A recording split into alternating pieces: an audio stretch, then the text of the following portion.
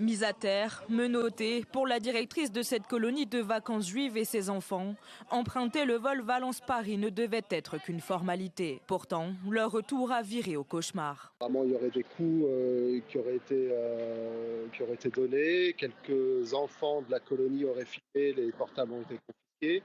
Et ils sont restés toute l'après-midi à attendre dans une pièce sans le droit de bouger. Alors qu'ils sont installés dans l'avion, certains jeunes entonnent un chant hébreu.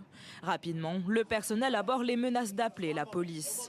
Malgré le calme revenu, les forces de l'ordre interviennent et ordonnent violemment aux enfants et à leur directrice de quitter l'appareil. La compagnie aérienne s'est justifiée en évoquant des nuisances sonores engendrées par les enfants. Un motif discutable alors même qu'un drapeau palestinien aurait été aperçu dans le cockpit de l'avion, comme le montre cette photo prise par l'un des passagers. Les parents, sous le choc, dénoncent un acte antisémite. On a vraiment l'impression de revenir dans les temps des années 40, quoi, au temps de guerre, quoi.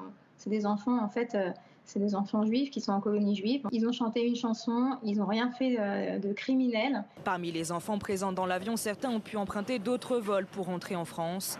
D'autres, pris en charge par une association, ont été contraints de passer la nuit en Espagne. Les familles restent pour l'heure dans l'attente d'un retour de la compagnie aérienne.